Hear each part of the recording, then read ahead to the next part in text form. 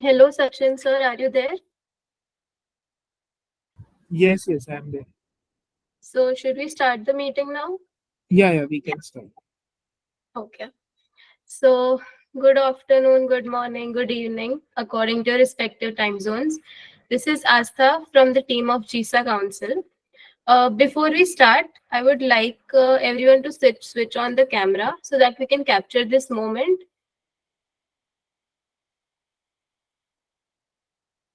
Thank you, James. Sachin, Thank could you, you stop Vignesh. screen sharing as of now? Thank you, Vinod sir. Others, if you could start your camera on as well.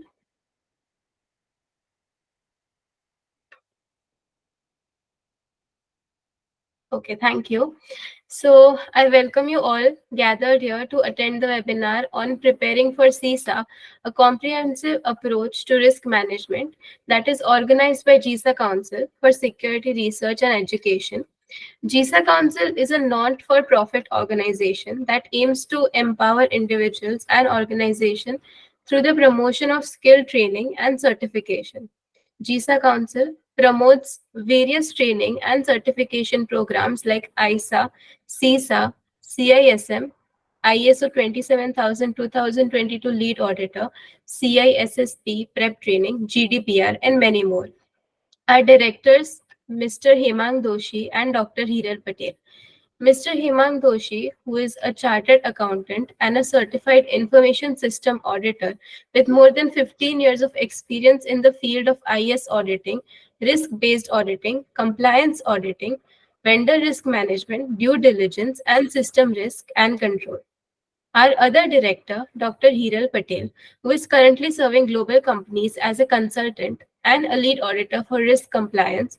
She is CISA certified and ISO 27000 lead auditor certified with more than 15 years of experience in teaching, training, and consulting in the information technology and cybersecurity domains.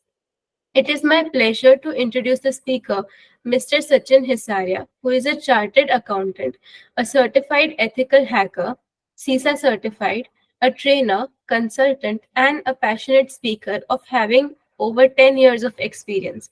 He has been imparting knowledge to aspirants of CISA, CEH, and other IT certifications.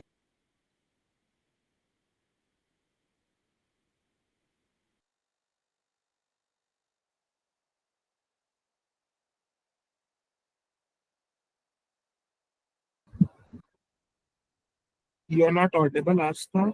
I guess some network issues there. Am I audible to others, guys? Am I audible? Yes, Yes, Sachin sir, we can hear. Yes, we can. Sachin. Yeah, we can Okay, so start the session we now. can Not an start. issue. Let me continue from here, guys, and let me share my screen. Okay. So I hope my screen is visible to everyone. Okay. So, guys, we are here for the webinar, and today we will be going to discuss a very interesting topic, that is the risk management. Okay. So, before we discuss this topic, let me quickly introduce myself. So, Asta was introducing me. So, my name is Sachin Hissaria. I'm a chartered accountant by profession. After C, I did a couple of IT certification, which includes the CS, CISA, COVID certified in cybersecurity, and many more. Currently, I'm working as a consultant in a global IT firm. So I look after all the IT related assignment, be it a system audit, cybersecurity audit, ITGC audit, or any other audit. Okay, so I do those. And apart from that, I am a CAG and panel trainer. So I do provide training to CAG officer. I also provide training for CISA ISO certification and AISA and the IT audit certification. So this is a quick background about myself, guys. Now we will come to our topic. So this is our agenda for today's webinar, guys. So we'll be telling you about briefly what is the CISA certification. Then we will be going to discuss the risk management topic very much in a detail, starting from the identification of a risk, the assessment of a risk, how a risk can be mitigated in the organization, what are the different risk mitigation strategies available, what is the risk monitoring and reporting process, and at the end we're going to discuss about the changes in the CISA, and then at the end Q&A session so that you can ask your queries and ask your doubt. Okay. So let's start with the topic first, which is an introduction of CISA. So a lot of people from you might already aware about the CISA certification. CISA is a known certification in the field of IT auditing, information system auditing. So if you are someone who want to make a career in ITIS audit, you can do the CISA, guys. And the certification is being offered by ISACA. So ISACA is a body who provides this certification, CISA. And if you do a CISA, obviously it will add a value to your current resume, and it will impact on your current salary as well. So as per ITSPI, it is regarded as one of the highest paying IT certification, IT audit certification. Okay, and if you want to become an IS auditor, then CISA is the, I would say, the requirement, the which would certify your experience in the field of information system auditing. Okay, guys. So this is a brief introduction about CISA. Now, guys, in CISA, total 5 domains are there, and one of the domain. So the first domain is information system auditing, and the second domain is governance and management of IT. So these two domains covers a topic which is a risk management. So in our today's webinar, we will be going to discuss that risk management only. So before we discuss risk management, guys, before we discuss risk management, suppose if I ask you, what is a risk? Can you tell me your view? What is the meaning of risk in layman language? Okay, from the layman language perspective, what is a risk? Tell me your views one by one. What is risk from your understanding? What is a risk? Tell me. Uncertainty that is which deviates from the original set goals. Okay, uncertainty which will deviate you from your defined goal.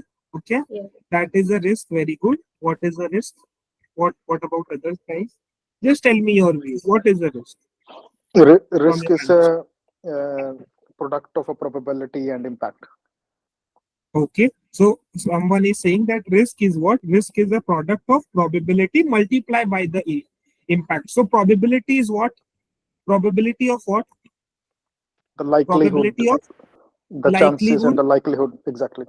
Okay, probability of occurring some event, correct? Probability, uncertainty of occurring of any event, that is a probability or likelihood. And impact is what is the impact of those events on the organization, correct? What would be the financial impact? What would be the operational impact? So you will multiply probability into impact, and then you will calculate the risk. Very good answer. What else? What else? So the probability of any threat that is exploiting any vulnerability may be a risk. Very good. Probability of occurrence of any threat, okay, or probability of exploitation of any vulnerability, that is also a risk. So in a risk, two terminologies are very important, as rightly mentioned by Ritika. One is a vulnerability and one is a threat. So we will be discussing about that as well. What is a vulnerability and what is a threat? Very good answer, guys. Now let's come back to our slide, and what is the risk? So as rightly mentioned by you guys, what is the risk? Risk is a potential event that may impact the entity. So any event that have an impact on entity's operations, that is called as a risk. Okay. So probability of something happening multiplied by the resulting cost or benefit, if it does, that is called as a risk. So the formula of a risk is what? Probability multiplied by the impact. This is a risk. Okay. Now, in the risk, as rightly mentioned by Ritika, there are two terminology which is very important. So one is a vulnerability and second is a threat. Can you tell me, guys, what is a vulnerability? What The is a weakness in the vulnerability? system. Very good. Vulnerability is a weakness into the system. And what is a threat? Uh, that comes from outside. Okay. Okay. What Weakness about? might be from inside the organization that is not ready to face the threat. Okay. Okay. Some more example. What is a threat, guys? What is a threat?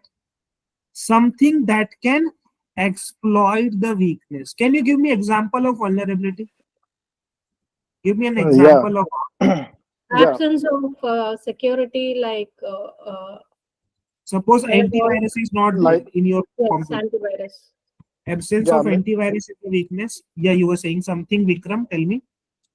maybe a missing patch, and the patch Perfect. is, and then we have a hacker that basically he used that vulnerability to use that vulnerability to hack that system, and that Very good because answer. yeah, because we cannot control hacker, but we can control the our system, like fix that vulnerability. So Very good answer, Vikram. So what Vikram is saying, guys, suppose if your system is not patched, so that is a weakness into your system. Suppose if antivirus is not installed in your PC, that is a weakness into your system. Now hacker may hack your system in the absence of antivirus or in the absence of latest patch. So that is what? That is a threat. Something that can exploit the weakness. It is called as a threat. It is called as a threat. For example, here I will give you an example of one website, guys. Have you heard about this website, CV? Common vulnerability exploitation website. Have you heard about this website, guys? For example, suppose if you want to search any vulnerability, for example, suppose if I am using a Windows 10 system and if I want to search what are the vulnerabilities which are there in Windows 10, so this website will list down all the vulnerabilities which are there in the Windows 10 system. Now, suppose if your Windows 10 system is not upgraded with the latest patch, the hacker may hack the Windows 10 system using those vulnerabilities. So that is called as a threat. Threat is something that can exploit the weakness. So vulnerability and threat. Vulnerability is a weakness into the system, and threat is something that can exploit the weaknesses. Okay, guys, clear? This topic is clear. Threat, vulnerability, and definition is clear to everyone. Yeah, tell me please. Any query, any doubt in this? Then you can ask. Otherwise, we can move forward. This is clear? Okay.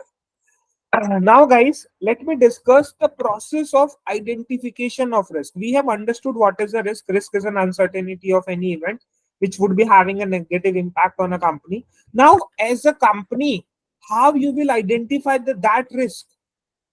Because in order to identify that risk, obviously you have to follow certain step-by-step procedure. So what is the step-by-step procedure for identification of a risk? This we will be discussing here. Okay, so guys, the first step is what?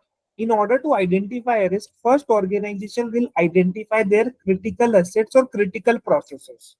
What is the step number one in organization? For example, maybe 100 processes are there, maybe 100 or 1,000 assets are there. Out of those total asset or total processes, organization will identify how many assets are critical for them. So this is the first step.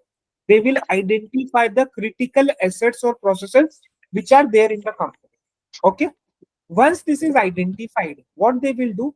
They will identify the relevant risk which are being associated with those assets. For example, I have one asset. I have, for example, my servers. Now I will identify all the relevant threats and vulnerability which are associated with the server. Maybe this server can be hacked by the hacker due to some natural disaster. Also, the server may not be accessible due to fire. It may not be accessible. So patching also needs to be performed on a regular basis. Otherwise, hacker may exploit the server. So what I am doing is, guys, I am identifying the relevant risk, the risk which are being associated with that asset or that process. I am listing down all the risk name here one by one. Okay. What I am doing is I am identifying the relevant risk with the help of threat and vulnerability. The vulnerability and threat which are being associated with those assets. Okay. So I am doing that. This is step number two. Now, what is step number three? Once this is identified, what I will do? I will do my impact analysis. What I will do? I will do my impact analysis. What is the meaning of impact analysis? Suppose if any risk is there, suppose if I have identified a risk, I will see what is an impact of that risk. Okay, what would be the legal impact? What would be the financial impact? Okay, what would be the impact on the regulatory requirement? So likewise, I will identify the necessary impact of that particular thing on the organization. So organization will be doing an impact analysis. Impact analysis can be performed using two methods. So one is called as a quantitative method. One is called as a quantitative method, and next is called as a qualitative method. Can you tell me, guys, what is the difference between these two, quantitative and qualitative? Can you tell me what is a quantitative? In qualitative, we analyze the risk according to high, medium, and low capacity. Very And good. in So this is quant- subjective, where we will use a parameter like a high, medium, low. This is a very subjective parameters. And in quantitative, what we will do? uh, Statistic. we measure it on the numerical basis, like using some parameters like we give some figures or numbers to that high, medium, and low parameters, and then uh, analyze it accordingly. Very good answer, Ritika. So we may use a number or we may use a percentage basically. Correct? We may use a numbers or we may use a percentage to quantify the risk. So in a qualitative, risk will be quantified in a subjective parameter, and in a quantitative, risk will be quantified in the numbers or percentage. Okay, guys. So this is called as a impact analysis. I will do that. Once impact analysis is done, I will prioritize my risks. For example, with the help of a risk assessment, I have identified 10 risks. Okay, I have identified 10 risks. So out of 10 risks, guys, suppose you have identified total 10 risks, and in that 10 risks, 3 are the high risk, 4 are the medium risk, okay, and remaining 3 are the low risk. Can you please tell me which risk you will treat first? Against which risk you will try to implement control first? Tell me. I think that we will first going with high risk Very good. area. So you And are prioritizing that, correct? You are we are prioritizing. if we are prioritization made by materiality, Very and good answer. then we going with other parameters. But Very I good. have a question before, Yeah, yeah. because you got you talking about step in risk assessment, but we when we would made a step, uh, is first understanding business of auditing, business business, and then we going to make risk assessments. Sorry, sorry. Can you come again? Neda, can you come again, please? What is your query? Yes. I talking about you going with parameter of risk assessment Correct. and steps, but uh, Yeah. in my according to my opinion and consideration, did we need first understanding Yeah, yeah. Correct. business, then we going with risk assessment steps. Yeah, yeah. Correct. So after understanding of the business only, you would be able to do the risk assessment. Correct. So what is the first step? We have mentioned that in order to do the risk assessment, first we need to identify the critical assets and the processes. Now, how will you identify critical assets and the processes? Only when you understand the business. Correct. There is one more terminology which is called as a BIA, business impact analysis. Correct. Where we were identifying the critical assets in a company. So before doing a risk assessment, the identification of business is very much important. Ed. Correct. Correct. Yes, okay. Very good explanation. Thank you. Yeah. Correct. So, guys, now as we discussed, what is a prioritization of a risk?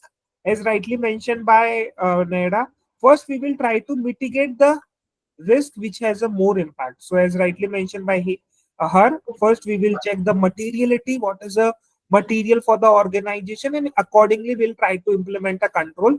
So, what we'll do, we are prioritizing our risk. Correct. Once the risk is prioritized, we need to implement and apply the suitable risk treatment plan. Now, what is the meaning of a risk treatment? Now, risk can be treated using multiple method. Let me explain you what are those risk mitigation method or risk treatment method. So, first is called as a risk mitigation or risk reduction.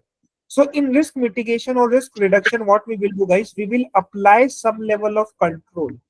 Whatever risk we have identified, Okay, against that risk we will apply some level of control. This is called as a risk mitigation or risk reduction.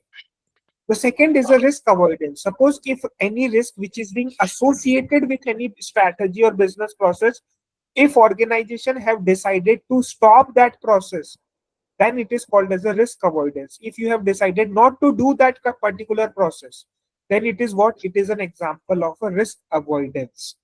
Risk acceptance is what? You have decided to accept the risk in as is format. Whatever risk is there, you have decided to accept that risk. You are doing nothing. It is a risk acceptance. And transfer of risk to a third party. Suppose any risk is there, and you are saying that whatever financial losses would be occurring due to that risk, that losses will be beared by a third party. This is an example of a risk transfer, where you are transferring a risk to a third party, and insurance is the best example for a risk transfer. Now let me explain you risk mitigation, avoidance and acceptance with the help of one example here. Let me show you one PPT, guys. It will also explain you how the risk is responded. For example, guys, you want to go from here to here. This is a like a risk for you. How you are trying to mitigate? So you which risk response methodology you have opted? Risk mitigation. So you are trying to mitigate this risk. Okay, first risk response methodology. Second is risk avoidance.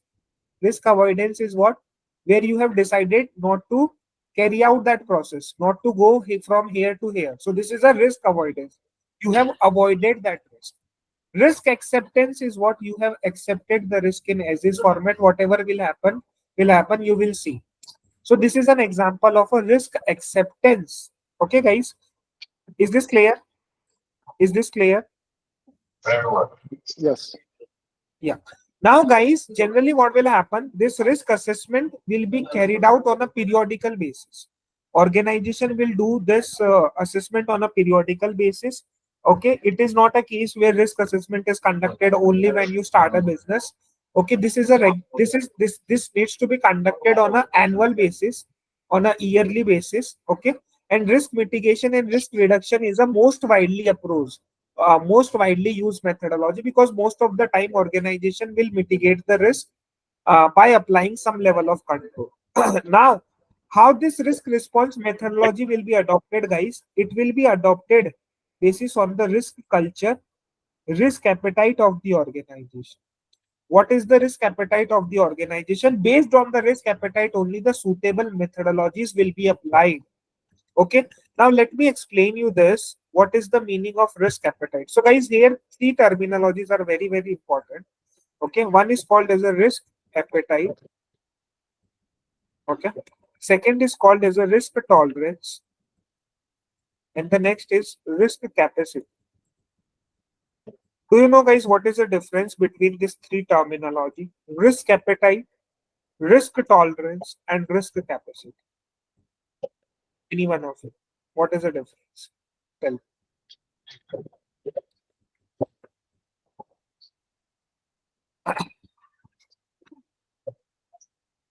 Am I audible, Prashant, to you? Am I audible, everyone, guys? Am I audible? Yes, Yes. sir.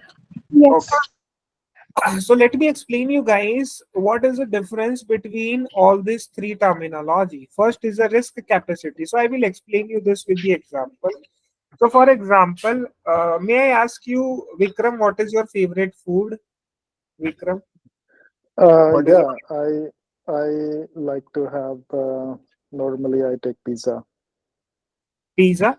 Okay. Hmm. So for example, the Vikram like pizza, and now let's do the let's calculate a risk appetite, risk tolerance, and capacity of a Vikram. So normal appetite of Vikram is, guys, what? Normally Vikram can have two pizza. Normally, okay. Normally his appetite is what? He can have a two pizza maximum. This is a normal appetite of a Vikram. But suppose when Vikram goes to Domino's or Pizza Hut, where the pizza is tasty, okay, at that time Vikram can have three pizza. So what is a risk tolerance? Risk tolerance is a normal deviations from the appetite. His appetite is how much? Two pizza. But since the pizza is tasty, and after long time he was trying a pizza, then at that time he can have a 3 pizza. So this is a risk tolerance. What is a risk tolerance? Normal deviations from the appetite, whatever normal appetite is there, from that if you are doing any deviation, that deviation is called as a risk tolerance. Now what is the capacity? Risk capacity is a maximum amount of risk that organization is willing to take without questioning their existence. Now for example, in this case, suppose if Vikram will eat 4 pizza, then he will vomit. So that is a maximum capacity. He cannot go beyond 4 pizza. That is a maximum capacity of a Vikram. So now let me explain you this three concept with the help of technical jargons. What is a risk capacity, guys? Risk capacity is a maximum amount of loss that an enterprise is ready to take without their continued existence being called into a question. So risk capacity is a maximum amount of risk that you are willing to take. What is a risk appetite, guys? In order to run a business, obviously you have to take a risk. Without risk you cannot run your business. So what is a risk appetite? Risk appetite is defined as a normal amount of risk on a broad level that entity is willing to accept in order to pursuant of its business. In order to run a business, obviously you have to take some risk. So you will define that, okay, this is my normal risk taking capacity, this is my appetite. What is a tolerance, guys? Toleration is a deviation from the risk appetite. Suppose if you are doing some project, in that project the risk is higher as compared to your normal risk appetite. The risk level is little bit higher, but the benefit is also higher. So you are ready to tolerate that. That is called as a risk tolerance, which is not desirable but are known to be sufficient below the risk capacity. It is not desirable, but it is very much sufficient below to your risk capacity. Okay, when there is so organization is ready to take those risks when there is a compelling business need and other options are too costly. This is a risk tolerance. You can understand this from this example as well. Suppose you are riding a car or you are riding a bike. So normal appetite, you will drive a car on the speed of 0 to 70. Risk is there in this speed as well, but this is a normal risk. This is your risk appetite, normal risk. If you drive your car beyond 70 up to 80, this is a deviation from normal risk appetite. It is a like a tolerance. And if you go beyond 80, guys, then it is like a unacceptable. It is you are going beyond your capacity. Now there are high chances of an accident. So these three terminologies will decide the organization's risk taking capacity, how much risk they can take, okay, which risk they have to accept. Suppose if there is any risk which is below your risk appetite, okay, there is any risk, which is below to your risk appetite, what will you do? Which risk treatment or risk response methodology will adopt, guys? If any risk is there which is below your risk, appetite, which risk response methodology you will adopt, guys? Tell me. Accept. You will accept that risk, guys. Am I right, guys? You have to accept. If any risk which is beyond your risk appetite, then you will, what you will do? You will implement a risk mitigation. You will implement some level of control. Okay. Maybe you will try to avoid a risk. Maybe you will try to transfer a risk. Correct. If it is beyond your risk appetite. Correct. Okay. So based on this only the appropriate risk response methodology is adopted. Is it possible to mitigate 100% of the risk? Is it possible to mitigate 100% of the risk? Yes or no? No, it's not. No, No, no. Why no? Why no? because Why no? Because residual business residual comes risk along will with the always be risk. there. Residual risk will always be there, and risk cannot be mitigated or eliminated 100%, guys. Even you implement the world's best control, even after that there is some risk which remains, guys. Correct, because risk cannot be mitigated 100%, risk cannot be eliminated 100%. Okay, so that is why some risk which remains, and that is known as the residual risk. The risk which remains after applying the suitable control is known as a residual risk. Okay, guys. Now one more example is there for the risk response methodology, guys. Suppose meteorological department have forecasted heavy rain during the day, and suppose you need to attend this webinar and this webinar we were doing in personal. As of now, we are doing this online webinar, but suppose instead of online, if we are doing in personal webinar, so what is the risk here? The risk is a rain, correct? As of now, what is the risk for you? The risk is what? Rain. Now, how you can handle this risk of rain? So majority of candidate will arrange some umbrella or raincoat to safeguard themselves from a potential rain or risk. So this is an example of a risk mitigation. This is an example of a risk mitigation. You have mitigated this risk by applying some level of control. Now, some candidate won't worry about the umbrella or raincoat, so they have accepted this risk. They will say that whatever will happen, I will see. So they have accepted this risk. Some candidate will not attend the class itself. They will say that, okay, uh, uh, I will ask someone else. As of now, I will not go for the class. So this is what, which methodology they have adopted. They have adopted for a risk avoidance. So this is also an example of risk response. As I told you guys, it is not always feasible to mitigate all the risk. Even if you implement world's best control, there is some risk which remains. Risk-free enterprise is illusion. There is no risk-free enterprise as of now. You cannot run your business without taking a risk. Okay. Risk management is a process to determine whether the amount of risk taken by organization is in accordance with the organization's capability and need. Okay. So this is a risk response methodology. Okay. Now, guys, let me explain you one more thing here, which is called as a risk monitoring. Which is called as a risk monitoring. Is there anyone who is working in the risk department, guys? Is there anyone who is working in the risk department? No? Okay. So, guys, what is the meaning of risk monitoring? So, after risk assessment, what organization will do? Organization will prepare their risk register. In the risk register, organization will note down all the risk. Okay, what they will do? They will list down all the risks which are there in the organization. Okay. Have you seen the risk register in a real life? Have you Yeah. seen a risk register in real life? Okay, No. what about other? No. Do you want to see the risk register template, guys? How the risk register look like in a real life? Do you want to see that template? Yes. Yes. Okay. Let me show you one template here.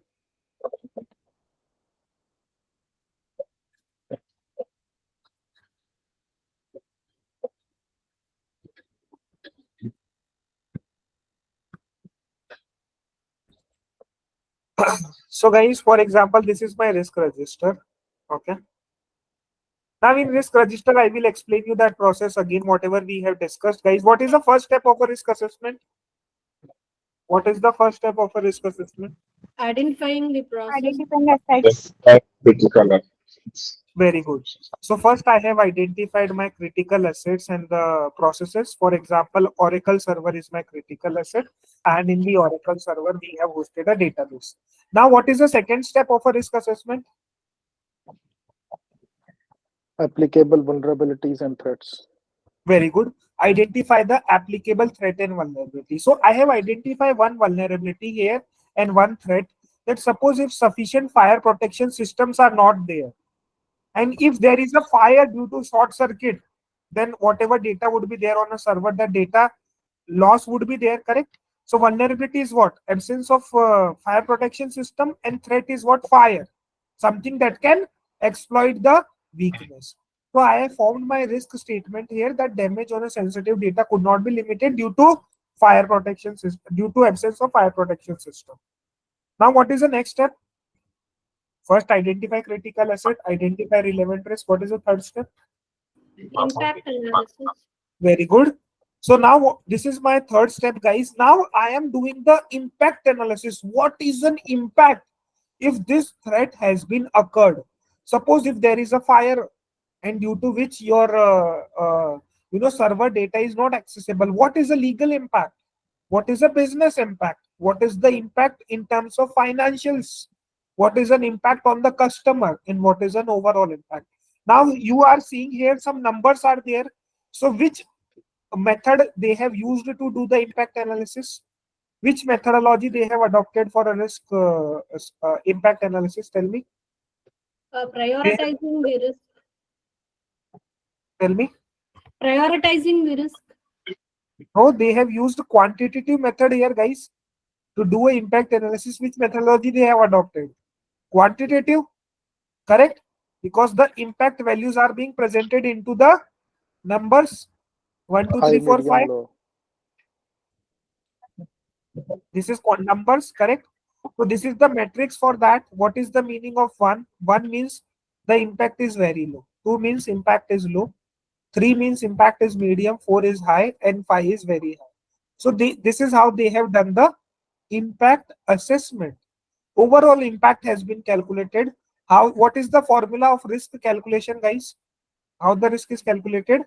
Probability Probability. multiplied by the Impact. impact. So you have calculated a risk here. Then you will prioritize that risk based on the risk score. Correct? If the risk score is high, you will implement control against those risks first based on the materiality. Okay, so here you have implemented a control. After implementing a control, whether risk score would be 0 now, guys? Yes or no? Suppose you have implemented a control. What would be your risk score? 0? Yes? No, Why no? because there is some residual risk. Very good answer. So after implementing a risk, after implementing a control also, guys, there is some risk which remains. So you can see that risk score, it is 4. So it is like below your risk appetite. So you will be accepting that risk. Correct, guys? You have to accept that risk. Correct? So whatever we have discussed in the theory, the same is being implemented in the company as well. This is how the detailed risk registers are mentioned. In this risk register, only 2 risk entries are there. But when you will see the original risk register in the company, you may find 100 entry. You may find 150 entries. Correct, guys? This is clear from this register. Is it clear, guys? The risk management, risk assessment process is clear to everyone now. Yes. With the Yeah, help of this. Yes, yes. yeah, because some companies they use some sort of a tool or rather Yes. than an Excel. Yeah. So yeah. Correct. Some companies are using a tool as well. Some are using automated tool where everyone providing their input, and based on those input, the risk score is being calculated. Correct, based on Hmm. a predefined parameters. Correct. Now, guys, what is the risk monitoring? Now, not necessary. For example, suppose you have identified 10 risks. Okay. Now, not necessary or it is not feasible that organization may implement control against all the identified risks. Sometimes it is a budget constraint, correct? Sometimes it is a cost constraint. Sometimes suppose manpower is not there. So there can be a many reasons due to which suppose controls may not be implemented. Correct, guys? Suppose you have identified a risk that employee can send email outside the organization. But we cannot implement DLP as of now because we don't have enough budget. We have identified a risk that as of now we are not doing the log review. But we cannot implement SIM solution because SIM is very costly, correct? So sometime what will happen, even though we know the risk, but controls are not implemented due to various reasons, cost constraint, manpower constraint, correct? In that scenario, what organization will do, guys? Organization will list down that risk as an open risk, that we have identified a risk. As of now, this risk is not mitigated, but we will mitigate this risk in the future. For that, they will prepare a RTP, risk treatment plan, okay, where they will note down the step-by-step process how they will be planning to mitigate this risk in the future. So they will be doing the monitoring of the entire open risk. Okay, they will implement some compensating control around the open risks which are there in the company. So that monitoring mechanism would be there for the open risk. Okay. Is this clear, guys? What is an open risk and what is an RTP? Is this clear? Yes. Okay. So, guys, this is how it is being carried out. Identifying the open risk, then there will be a process implemented to monitor the open risk. And apart from this, this risk assessment will also be conducted on a regular interval. Suppose you have conducted first when in the month of April 2023, then again in April 2024, again you will see that how many risks are there currently, what are the new risks that have been identified, is there any risk which was open earlier but now we can mitigate and now we can close. So this assessment needs to be conducted on a regular basis, because you cannot identify all the risk in one instances, correct guys? So this is a regular or ongoing activity which organization will be doing on a regular basis. So this is about a risk assessment, guys. We have discussed a certain concept, and these concepts are very much there in your CISA syllabus as well. So this is just a quick, brief about the risk management domain. Now, if you have any query, any doubt related to the risk management, you can ask. If you have any query, any doubt related to risk management, you can ask. And I want to make one more announcement here, guys. At CISA Council, we are launching a course for the CISA certification, and our batch details are available on our website. So I'm providing you a link. Okay, so you can visit this website and you can see that our batch is starting from the 20th April. Okay, and in this batch, we would be covering all the 5 domains of CISA. Okay, and this is a 32-hour session. So all the details are there on the link. I have provided you a link in the chat. You can visit a link, and if you are interested, maybe you can register for the same. Okay, guys. So this is about the risk management. Do you have any query, any doubt before we discuss next topic? This the training that what you have mentioned, Sachinji, is Yeah. it weekend or Weekend only. because No? weekend Weekend. only? Okay, because actually Saturday. I'm not located in India, so that's why I'm just asking that, because there is a time difference, because I'm in Yes. Sweden, so there is a three and a half hour of time difference. Okay. Okay. So That's what the training is weekend only, because a lot of working professions are there. So it is difficult for them to attend on a normal weekday. Hmm. So training is a weekend only. Okay. Yeah, I have one question. Yeah. Please. If you can answer, please. Yeah. Please. If you actually continuous monitoring and continuous auditing, Yeah. I was a bit confused about this Let me one. If you see can what. help me to understand. Yeah. I will explain. There are two terminology. One is continuous auditing, and one is a continuous monitoring. Continuous monitoring is what it is, like a one-way process. For example, have you heard about this IDS intrusion detection system, Yeah. which will continuously monitor all the traffic in the network? What it is doing, it is monitoring your traffic. So it is just a one-way process, continuously basis. It is just monitoring your traffic. So this is a continuous monitoring. When I say continuous auditing is a two-way process. Two-way process. Okay. For example, you might have heard about a concurrent audit. Okay, concurrent audit. Have you heard about this terminology, concurrent audit? No. In a banks generally, see what is a traditional audit method. In traditional audit, how it works. For example, you are doing an audit for the month, for the period April to March, and you are appointed as an auditor in the month of June and July, correct? This is a traditional method of doing an audit, where once the audit period is completed, after that the auditor is appointed, and auditor will verify the compliances in this area, correct? In the month of June, you are checking whether everything was fine during April to March or not, correct? This is a traditional audit method, correct? This Yeah. is a traditional audit. When I say continuous audit, in a continuous audit, what will happen?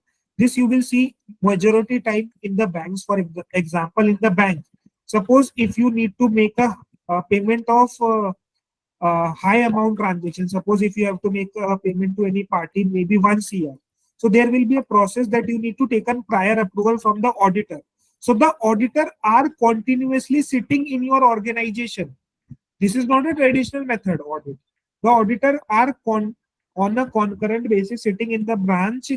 If you want to make a payment, first the finance team will approve, then auditor will also approve. This is an example of continuous auditing, where they will audit the a transaction as and when it is processing. So they will not wait till the end of this year. So they are auditing the transaction as and when it is occurring. And concurrent audit is example of a continuous auditing. This is a continuous auditing, and this is a traditional audit. Traditional audit, correct? Where once the year have been completed, then you are appointing an auditor, and as an auditor, we are checking the past transaction. See, in the traditional audit, we are doing checking the past transaction. In the continuous auditing, we are checking the real time transactions. Correct? Okay. Real transactions. Okay. So basically, the traditional audit is more like a compliance audit, and Yes. Compliance audit where we are checking the past transaction, and in a concurrent audit, the gap between the transaction period and audit period is much lower, and sometimes it is a real time. This is a continuous audit. Okay. Thank you so much for your explanation. Okay. Great. Any other query? Any Sachin, other doubt, guys? Yeah. yeah, Sachin, I have a one question. So, Yeah. what is Yeah. compliance effort? What is compliance? Effort. Compliance effort. Yeah. So, is there I any guess this. terminology that with Oh, compliance effort? this is a normal compliance means what checking the rules and regulations whether you are complying with the applicable rules and regulation. Effort is like new for me as well. I haven't come across this terminology. Can you give me some like reference where you have heard this term compliance effort so that maybe I can relate this I because just heard that compliance. means Yeah. they want a detailed analysis of compliance effort. So that's why I am confused. So that's why I thought is to put this question to you. I will tell you generally, okay, from that perspective. So generally in the organization, what happened, there is a compliance team. Okay. Okay. Mm-hmm. There is a compliance team. What is the role of a compliance team? To identify I didn't. all the applicable compliances to the company, correct? First, they will identify, say, suppose if I am a bank. So as a bank, I need to comply with the RBI regulation. RBI have given me this 10 to 15 circular, which I need to comply. This is a reporting, this is a reporting requirement. This is an audit requirement. This is a quarterly submission, monthly submission. So I will identify all the applicable regulatory requirements. Okay. Then compliance team, what they will do, guys, they will monitor whether the our bank is following that compliance or not, and they will follow up with the respective team whether that boss, this is your monthly submission, please provide this report and this data, I need to submit this. This is a quarterly report, please complete this audit before this date. So compliance effort, as per my understanding, the way you are saying, maybe they are asking you to validate whether your company have identified all the compliances or not, whether you are monitoring those compliances. Is there anything like any gap, suppose where any applicable regulatory requirement is there but your company have not identified? So Okay. maybe you need to check the entire compliance department routine work as a part of compliance effort to check whether they are doing their task properly or not. Okay. Okay. Thank you, Sachin. I was thinking means how much time we are spending on identifying a risk or monitoring on follow up everything. So I was thinking like that only for that how much Okay. time we are spending on one compliance. So I was thinking like that only. Okay. So you are saying it because of effort, correct? That Yeah, how because much of effort, effort I was. you. Okay, okay. Maybe you are also right, but yeah, this is new for me as well. Okay. Maybe we can see the relevance here. What is the relevance? But yeah, this is a normal process, so we are doing it for normal. Like when we are doing a compliance audit, we are verifying this aspect that how you are identifying and monitoring your compliances day to day Yeah, basis. because one company, I have a one client, Airbus, they have asked me this question. So so my answer was that basically we are I am a GRC manager, so the identify what are the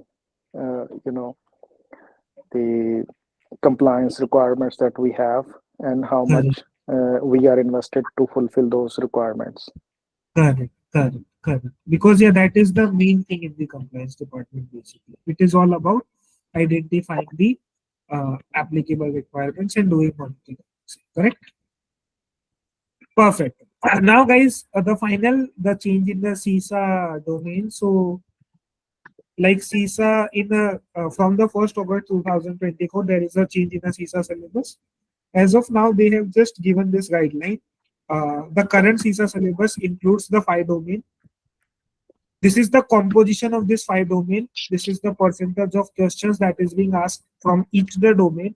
So they have mentioned that from a domain one, earlier it was constituting 21%. Now it will become an 18%. So there is 3% decrease here. This 3% have been increased in domain 4. Similarly, 1% increase in domain 2 and 1% decrease in domain 3. So they have just given this announcement, okay, that this is the change. Now, what are the topics, and what are the topic deleted, what are the topic newly added? All this will be announced uh, in the month of May 2024, guys. As of now, it is not yet announced. In the month of May 2024, they will come up with the detailed exam content outline. Okay, when this announcement will come, guys, I will also planning to make a video, and I will upload that video on my YouTube channel so that you can refer that video, and it will, like, tell you that what is the exact changes. And at GISA Council also we are planning to make to do a webinar on the same.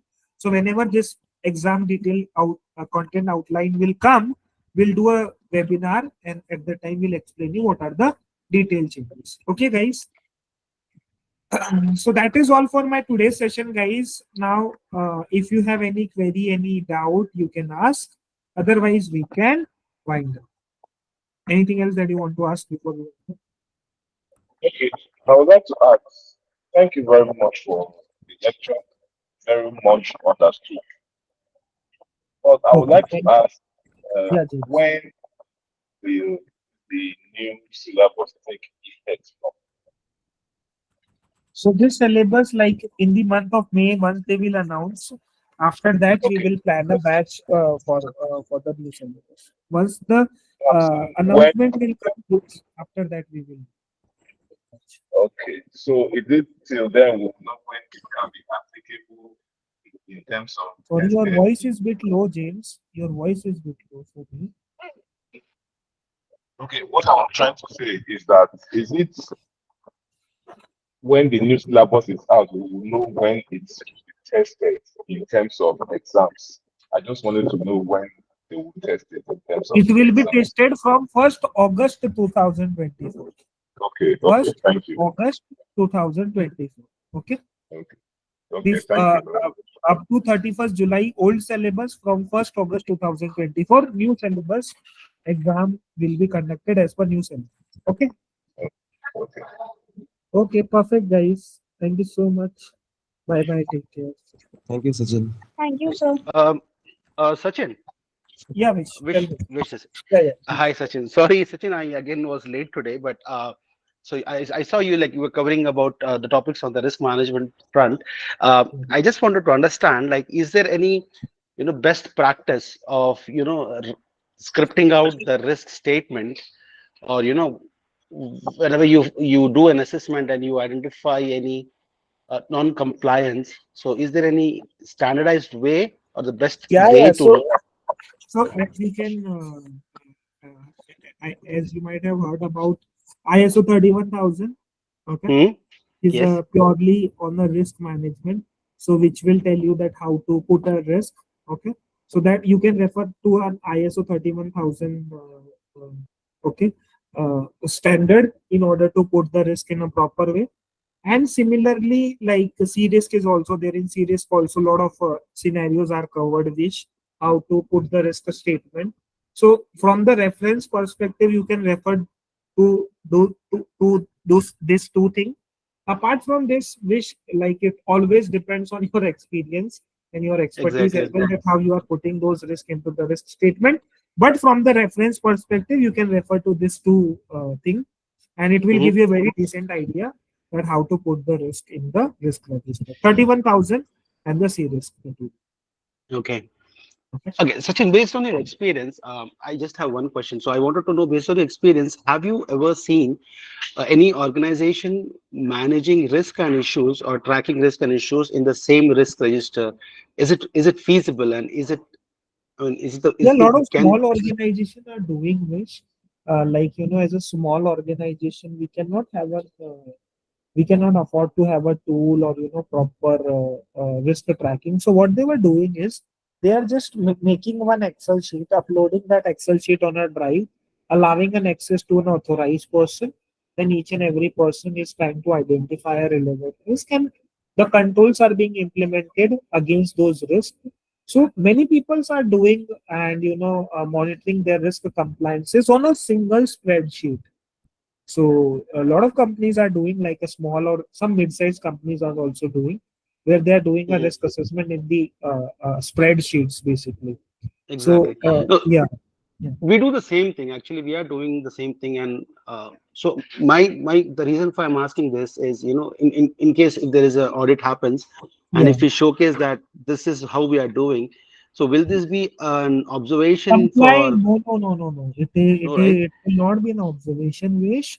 If you are doing it and if you are maintaining an employee state, it is very much compliant. No, no one can question this process So because you okay, are so doing. we can manage both risk and issue on the same tracker, Yeah, right? yeah.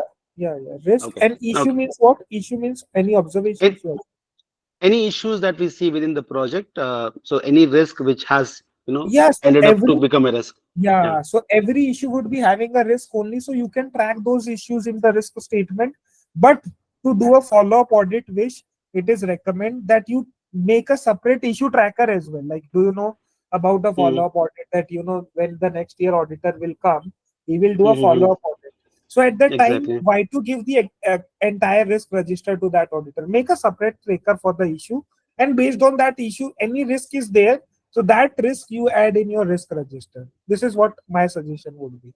So that for Okay. issue there is a separate tracking in a sheet which will be Mm-hmm. used as a follow-up, which will be used in a follow-up audit, and whatever relevant risk against that issue, that risk Mm-hmm. you put in your risk register. Okay.